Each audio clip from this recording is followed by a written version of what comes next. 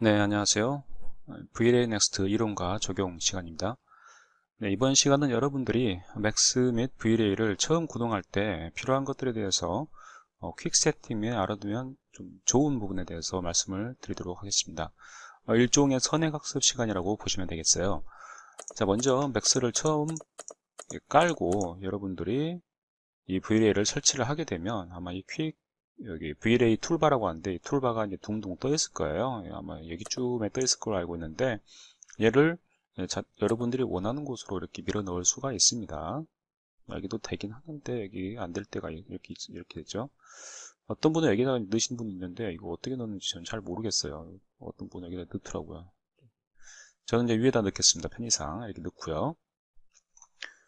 자, VLA를 제대로 구동시키기 위해서는 일단 VLA 렌더러로 바꿔야 됩니다. VLA 렌더러 바꾸는 것은 여러분들 버튼 F10번, 저 같은 경우는 녹음 프로그램의 단축키가 F10번이고 F10번 누르면은 꺼져버리기 때문에 F10번 안 누르는데요.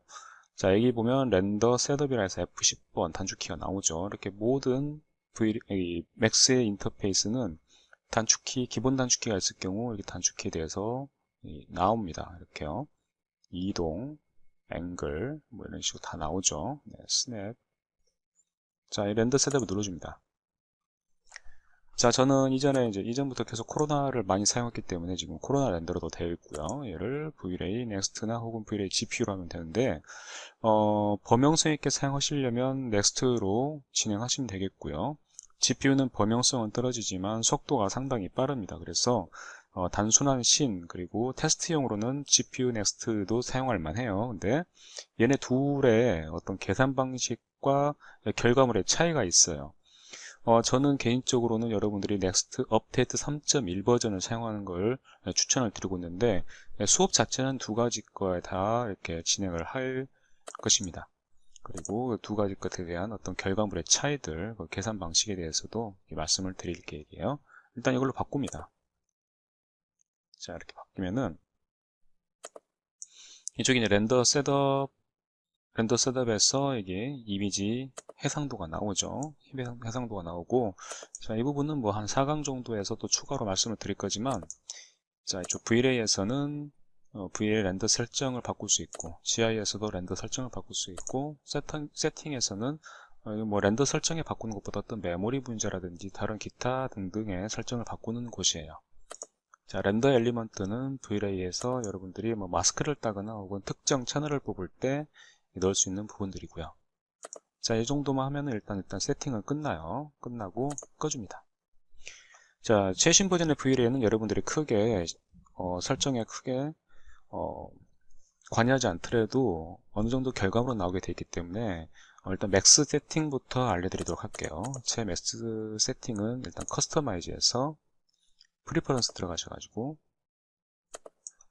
여러분들이 저랑 맞추기 위해서는 오토 윈도우 앤 크로싱 이 부분이 체크가 돼 있으면은 물체를 선택하는 영역이 얘가 어떻게 되는 거냐면, 자, 박스를 이렇게 그려볼게요. 박스를 그려봤을 때 우클릭하면 얘가 꺼집니다. 자, 오토 윈도우 앤 크로스 모드는, 자, 윈도우 모드란 것은 내가 선택을 할 때 내가 선택한 이 선택 영역에 완전하게 들어와 있는 물체만 선택이 되는 거고요. 크로싱 모드는 살짝만 걸쳐 있어도 선택이 되는 거예요. 자, 윈도우 모드를 제가 이 프리퍼런스에서, 자, 여기 라이트 앤 레프트가 크로싱 모드다 라고 했기 때문에 나는 이렇게 밑에서 라이트, 즉 오른쪽에서 왼쪽으로 밑에서 위로 긁든 혹은 위에서 아래로 긁든 오른쪽에서 왼쪽으로 긁었을 때 물체가 이렇게 살짝만 겹치더라도 선택이 되는 거고요. 그 반대는 윈도우입니다. 완전히 들어와야 선택이 돼요. 그 설정이고요.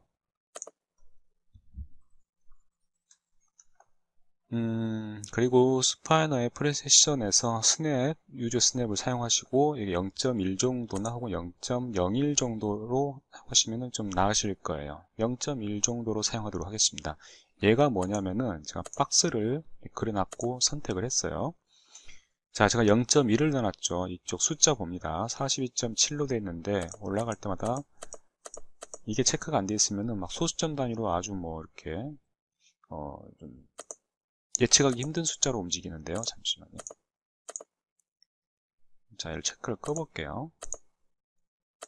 자, 보세요. 여기에 자기 멋대로 움직이죠. 예측하기 힘든 그런 수준인데, 얘를 체크를 해놓으면은 여러분들이 얘가 설정해 놓은 값만큼 움직이게 됩니다. 저는 56.091이니까 57, 아니 1, 2, 3, 4, 5 이런 식으로 움직이게 됩니다. 그래서 저는 해놓으면 조금 더 편할 수가 있어요. 자, 얘도 체크하시는 분들은 체크하세요. 얘는 뭐냐면은 warp cursor near spiner는, 자, 제가 마우스를 자꾸 이렇게 쭉 올릴 때 이게 화면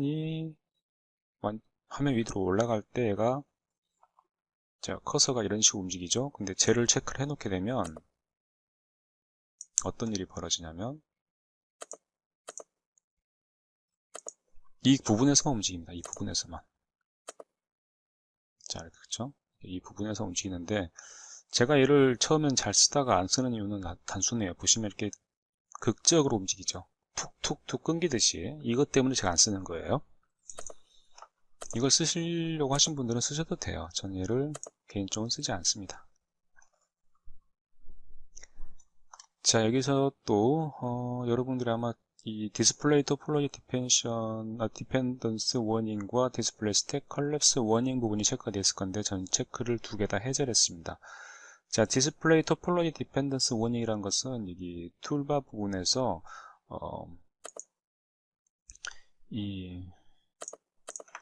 자, 에디 폴리로 변형을 하고, 어디 갔지?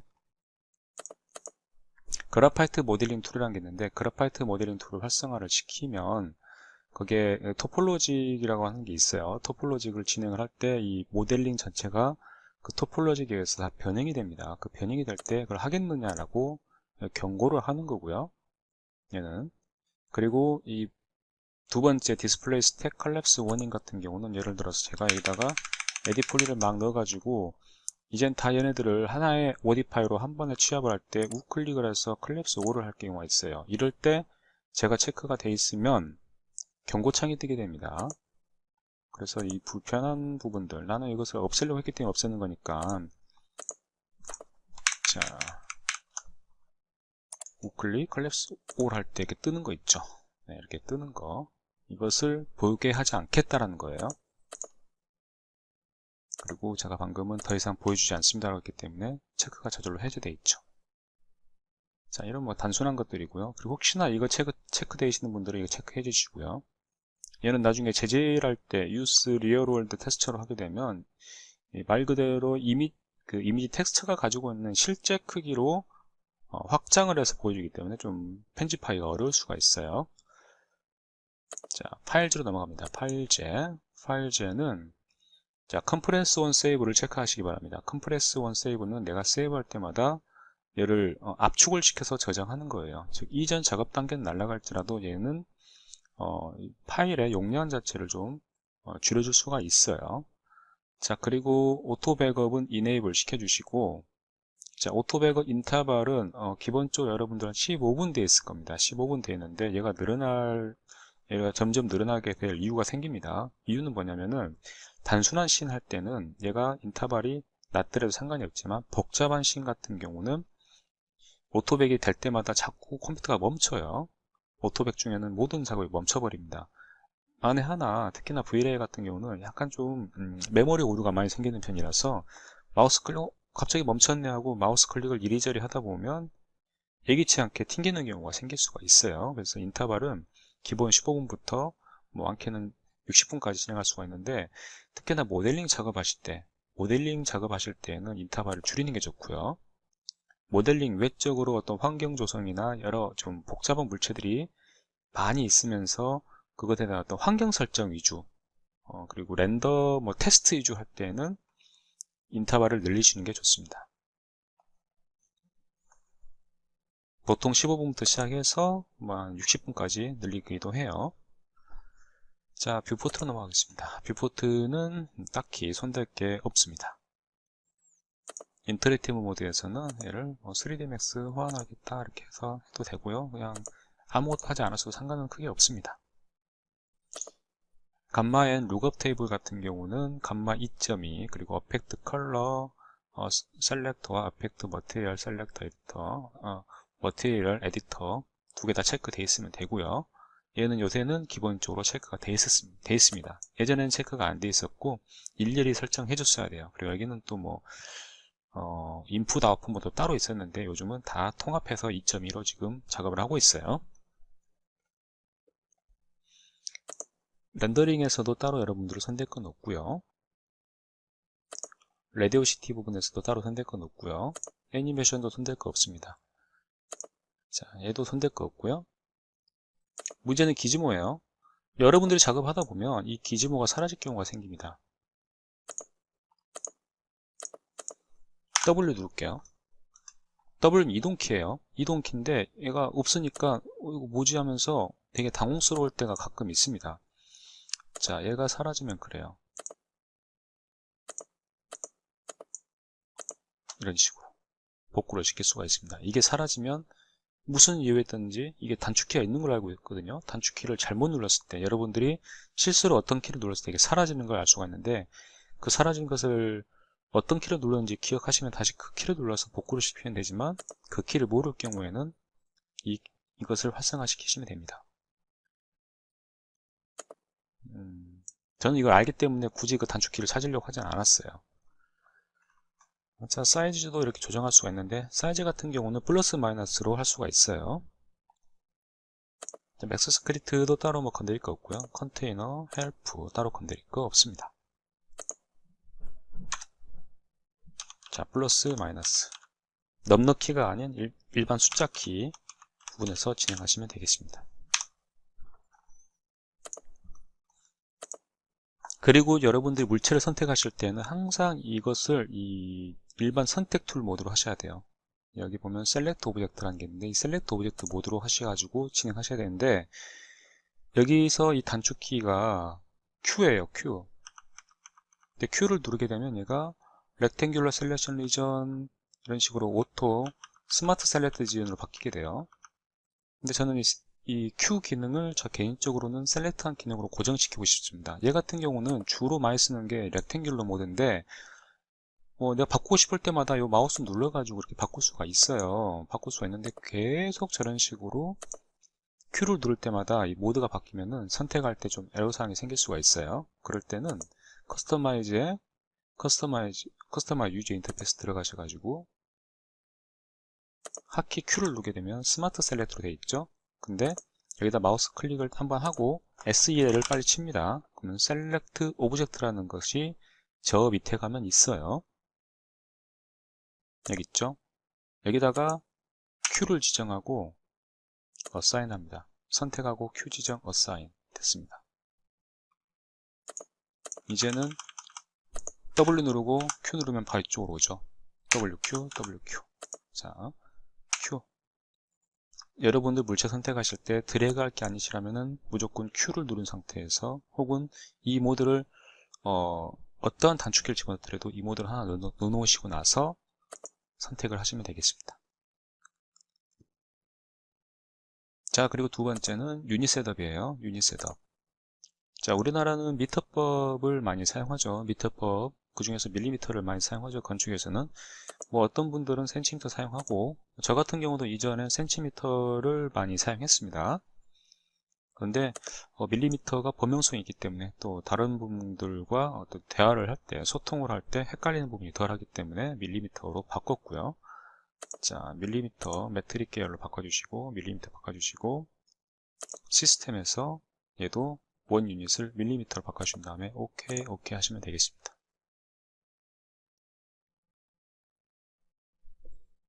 자, 그리고 파일을 리셋 할게요.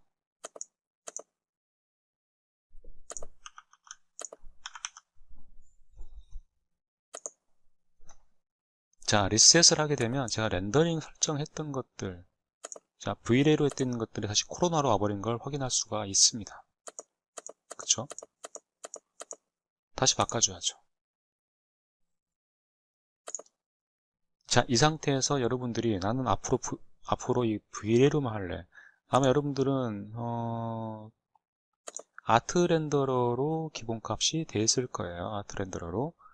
근데 앞으로는 계속 V를 했을 거니까 아트 렌더는 안 써라고 했을 때 VLA를 바꾸고 나서 어떤 설정 값들을 저장한 다음에 얘를 파일 세이브 에즈에 이 유저 머신 그리고 내 문서 3D Max 폴더 씬즈에 가면 현재 파일이 아무것도 없습니다. 여러분들은 그 이름을 맥스 스타트로 저장을 해서 다시 한번 리셋을 하면 이제는 VLA로 돼 있어요. 돼 있죠? 이렇게 내가 설정했던 것들이 저장이 됩니다.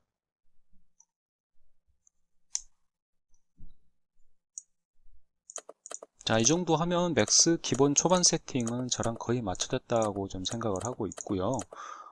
여러분들이 이제 재질창을 열고 싶을 때는 단축키 M이나 혹은 이 버튼을 눌러주시면 됩니다.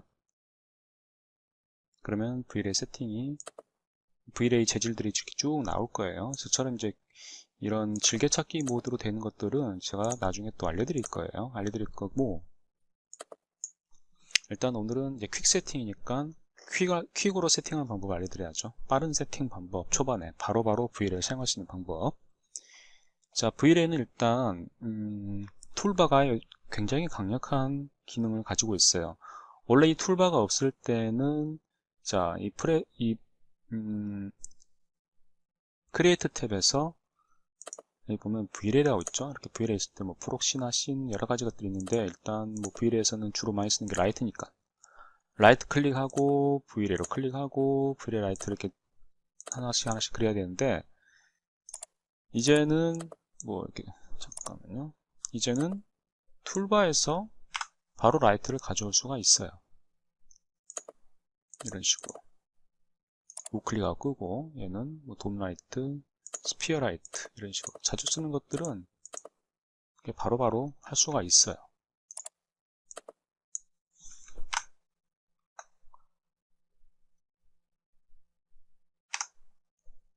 자, 그리고 어떤 씬이 있다고 쳤을 때, 자, 박스가 이렇게 있는 어떤 건물 씬이라고 합니다.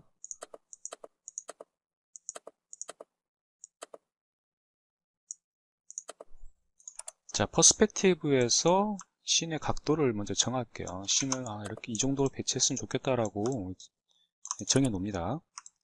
정해 놓고 나서, 자, 이렇게 볼게요. 이렇게요. 네, 이런 식으로. 이 뷰를 고정시켜서 난 카메라 설치하고 싶습니다. 그러면 예전에는 뭐 복잡하게 써야 돼요. 복잡하게 써야 되는데, 지금은 이 툴바에서 바로 이게 카메라 기능, VLA 피지컬 카메라를 뚝 누르게 되면, 아이고 잘못했다. 자, 죄송합니다. 자, 이 퍼스펙티브가 선택된 상태에서 VLA 카메라를 클릭해 줍니다. 그리고 카메라 뷰를 보고 싶으시면 이미 다 등록이 돼 있어요. 아주 빠르죠. 카메라가 끝났습니다. 자, 그리고 이 건물의 이 수직선을 반듯하게 하기 위해서는 카메라에 설정을 들어가야 돼요. 자, 카메라가 선택이 되어 있는 상태에서 모디파이 탭 들어가셔가지고 오토매틱 버티컬 틸트 기능을 활성화하셔야 하면은 바로 반듯하게 수직도 정렬이 됩니다. 예전에는 이 카메라에 마치 DSLR처럼 디지털 카메라처럼 이 카메라의 iOS 값, 그리고 민감도라고 하죠. 민감도 값과 F넘버, 조력의 크기, 셔터 스피드를 다 조절해 가면서 색상이 아니라 밝기를 맞췄었는데, 지금은 렌더 셋업에 VLA Next 같은 경우는 VLA Next 일반적인 렌더러 같은 경우는 VLA 탭에 카메라에 이 오토 이스포저하고 오토 화이트 밸런스가 있어요. 이 두 가지를 체크를 해 놓으시면 좋고요. 만약에 여러분들이 테스트를 GPU Next 버전 한다면은 얘는 또 세팅이 가 있어요. 세팅에 카메라 탭이 있죠. 카메라 탭에 이렇게 체크를 해주시면 되겠습니다. 그러면 굳이 얘를 통해서 밝기를 복잡하게 조정할 필요가 없어요. 물론 알아두면 좋죠. 자, 물론 알아두면 좋지만 제가 말씀드렸듯 지금 하는 것은 퀵 세팅 방법이고 최대한 사용자화를 빨리 하기 위한 방법을 알려드리는 거예요. 자, 이렇게 카메라까지 배치가 됐습니다. 자, 그 다음에 할 것은 뭐냐면은 라이트 배치예요. 어떠한 렌더러든 라이트는 무조건 필요합니다. 그건 조건이 없어요. 무조건 필요하고, 자, 라이트에 들어가는 것은 외부 광원일 경우에는 주로 태양광 라이트가 있을 것이고, 내부 광원 같은 경우는 우리가 주로 많이 쓰는 어떤 전등 그런 것들이 있겠죠. 자, 외부 광원은 선라이트를 사용합니다. 여기 보면 Vray 선이 있어요. Vray 선을 선택을 하시고 탑뷰에서 작업하시는 게 편해요. 자, 클릭을 하면 선의 위치예요. 그리고 클릭하고 마우스를 쭉 드래그 해줍니다. 그리고 Vray 선 써가지고 Would you like automatically add Vray sky environment map 이렇게 나오죠. 네, 이걸 yes 해줍니다. 그렇게 되면 내가 환경 맵에 굳이 Vray sky, Vray sky란 Vray 라이트, 선과 호환되는 이 선의 높이에 따라서 색상이 변하는 발광성을 가진 맵을 의미해요. 걔가 자동으로 들어가 있는데 일단 이 선의 높이를 옮겨야죠. 자, W 눌러가지고 이렇게 올려줍니다. 자, 역광이죠, 이제. 자, 뭐 반역광 정도로 이렇게 틀어줄게요. 너무 밝겠다, 이면 이렇게. 이 정도로. 이 정도 하면 되겠네요. 자, 환경을 확인하기 위해서는 8번을 눌러줍니다. 자, 8번의 Environment 맵에 Default Vray Sky가 들어가 있다는 것을 확인할 수가 있어요. 원래는 없습니다. 처음에는요. 그리고 이 환경 맵은 다른 HDRI 맵이라 해서 360도로 고해상도로 촬영된 매우 높은 데이터 값을 가진 맵을 넣어가지고 이 Vray 선을 대체할 수도 있습니다. 그리고 Vray에서는 돔라이트를 또 사용을 많이 해요. 요즘 유행하는 방법은 선라이트를 그냥 놔둔 상태에서 Vray 돔라이트를 설치한 다음에 아무 곳에 그냥 클릭해 줍니다. 그리고 Vray 돔라이트의 설정을 모디파이를 눌러서 들어가 주시고 여기다가 맵을 HDRI 맵을 거는 거예요. 클릭을 해서 Vray HDRI 잠깐만요. 제가 다시 보여드릴게요. 클릭 즐겨찾기 걸어놨지만 여러분들 즐겨찾기가 없으니까 맵을 넣으신 다음에 쭉 내려가지고 Vray 탭 있죠? Vray 탭에 Vray HDRI를 더블 클릭 그리고 Vray HDRI로 쓸 맵을 가져오시면 되겠습니다. 자, 저 같은 경우는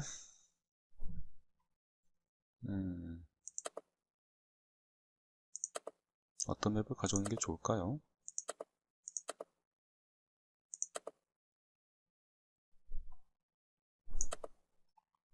자, 해당 폴더에서 제가 여러분들한테 아마 이 맵 부분에다가 다 이렇게 HDRI를 몰아드렸을 거예요. 아직 폴더 정리가 좀 덜 됐는데 HDRI는 폴더를 찾아서 BGP 폴로 들어가신 다음에 이 중에서 뭐 마음에 드는 거 하나 골라오시면 되겠습니다.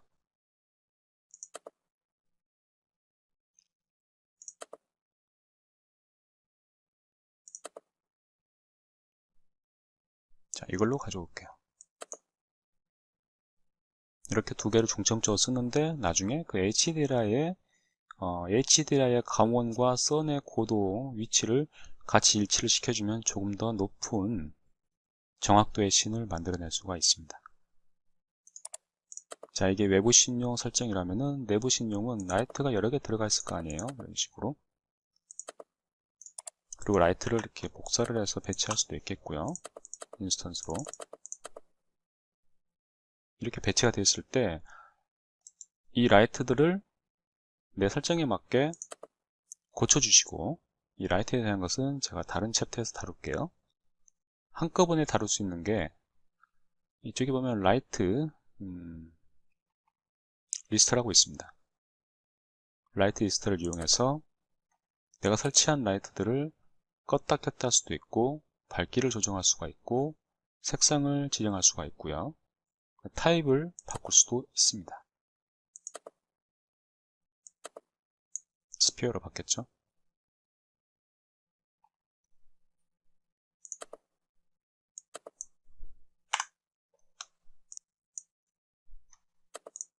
자, 그리고 VLA 넥스트에서는 여러분들이 렌더링 작업하는 것들을 굳이 테스트할 필요 없이 실시간으로 확인할 수 있는 방법이 있습니다. 자, 먼저 여기 있는 REST VF를 클릭입니다. 클릭을 해주시고 다른 거 필요 없어요. 아무 설정 건들지 않았습니다. 아무 설정 건들지 않고 기본 설정 값으로도 여기 봐 있는 이 플레이 버튼 누르시게 되면 기다리면 됩니다. 잠깐만요. 지금 GPU 렌더로 되어 있나요? 자, GPU로 되어 있는 것을 CPU로 좀 바꿀게요. 네, 바꾸고 다시 플레이. 네, 바로 뭔가 나오죠? 자, 여기서는 지금 VLA 돔라이트의 밝기가 너무 낮기 때문에 이 돔라이트를 선택을 하시고 하니까 화면이 바뀌어 버렸어요. 나는 이 화면을 고정시키고 싶어요. 고정시키고 싶으실 때 렌더 설정 들어가셔가지고 이쪽에 락 버튼을 누르시면 됩니다. View to Render 락 버튼. 이제는 내가 아무거나 선택을 해서 자, 얘가 좀 어두우니까 이 멀티플라이를 15 정도 올려보겠습니다. 20 정도 올려볼게요. 50 해볼게요. 100 해볼게요. 이런 식으로 올릴 수가 있죠. 다 같이 밝아지죠. 30 정도가 적당한 것 같네요. 얘는 지금 선이 또 역광이네요. 그런 것들은 뭐 그때그때 맞춰가지고 진행을 해야겠죠.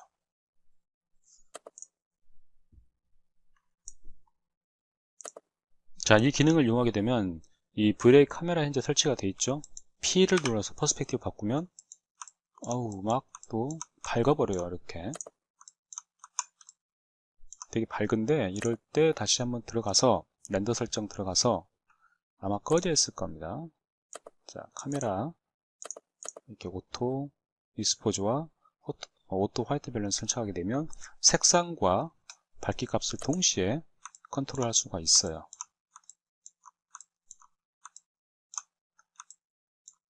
편한 기능이죠. 이 기능은 매우 칭찬할 만해요.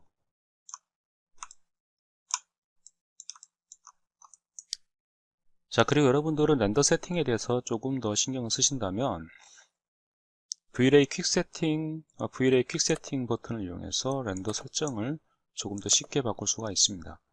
자, 제가 하려고 하는 건 현재 지금 건물 모양이니까 건물 모양 선택을 하시고요.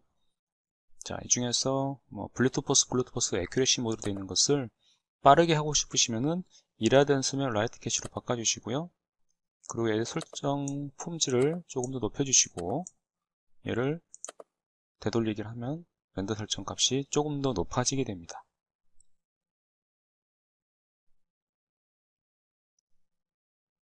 자, 그리고 최종적으로 렌더링 됐을 때 여러분들은 렌더 버튼을 눌러주시면 렌더링이 나오는 거죠.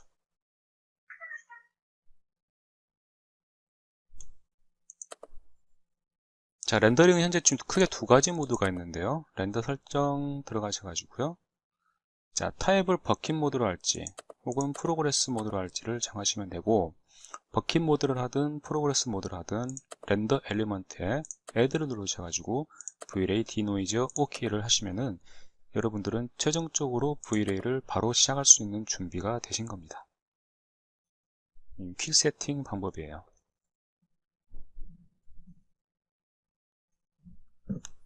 아까 처음에 했던 것은 버킷 렌더링 형식이고 얘는 프로그레싱 방식입니다. 그리고 디노이즈가 들었기 때문에 노이즈를 최소화시킬 수 있는 씬으로 최적화가 됐다고 보시면 됩니다.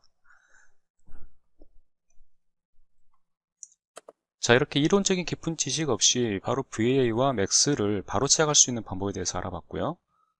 다음 시간에 또 이어서 하도록 하겠습니다. 수고하셨습니다.